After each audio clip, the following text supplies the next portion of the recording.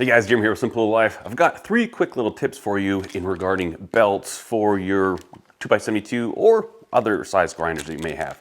One question I get asked very often, in some of the shots on my videos, I'll be cleaning the belt when I'm doing wood. This here's an 80 grit aluminum oxide, and I use this stuff, and it's like this big rubber eraser.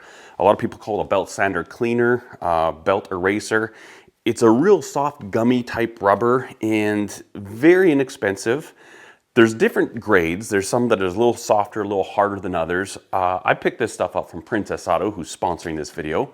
This is the stuff right here. If you ever want to look for it in store. And like I said, very inexpensive, very effective. What happens is that when you're sanding wood, depending on the type of wood, if it's stabilized, a lot of times it just starts to gum up the belt.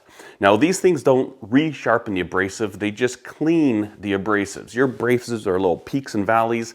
This kind of gets in there and just smears everything out. I also use this often on my drum sander.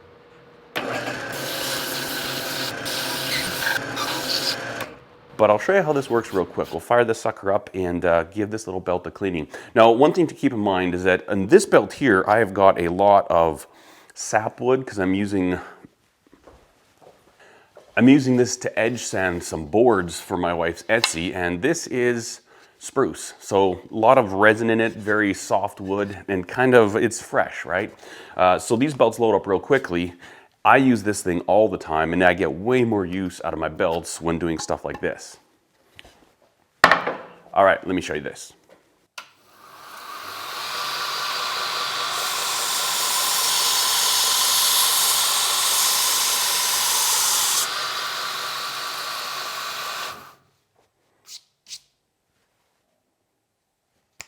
All right, the second quick tip I have for you is regarding Trizact belts. These are Trizact belts. Some people call them gator belts. They do a very nice finish on your blades, but sometimes they kind of load up depending on the different type of steel you're using. I've showed this in another video, but I thought I would share it here too. This is a diamond sharpening stone. Very inexpensive. Again, I got this from Princess Auto. What you can do is to freshen up these belts. It helps if you have a very flat diamond stone, which most of them are. While it's running, generally it's probably better to do it on a contact wheel of some sort. But you just come in here like this and just touch it, and it will kind of get all the little material that's kind of impregnated into the abrasive. Sometimes the steel will get into it. Couple few passes like this, and it will just take this abrasive down, release that material, and it's like a brand new belt. All right, so this is an A30 belt, and you can see right in there, you see the metal that's kind of loaded into the abrasives there. And so this belt isn't cutting nearly as nicely as when it was brand new. And essentially this is kind of the point where I'd start to think about throwing it out. Now you can see there's still a lot of these abrasive blocks on there. There's still a lot of life left in there, but because it's clogged up, it kind of limits what I can do with it.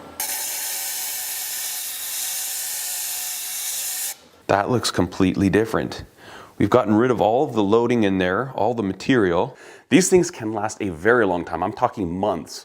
And being able to clean them out like this just adds even more life to it. And literally, these things are not cheap.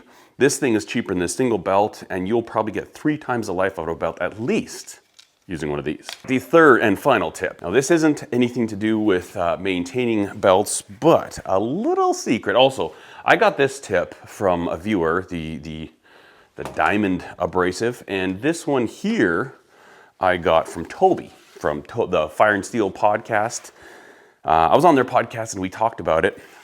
Scotch-Brite belts. Everybody probably knows what these are by now. Essentially, it's like Scotch-Brite type material in a belt form. There's different finenesses, different coarsenesses of it. This is a gray one. What Toby had talked to me about, he said, oh, we were talking about the great surface finish, and these things are fantastic. I mean, if you've ever used one of these, you know exactly why people love them. But he gave me the hint to use WD-40 on the belt. And it is unbelievable, the difference. Generally, I'll use the blue ones, and when you're using them, you get a really good finish, it's true. And it's not like it gives you a better finish, but it kind of makes it a little bit more satin. I've got a clip I'll put in here from a knife project that I did, and it has absolutely changed the game.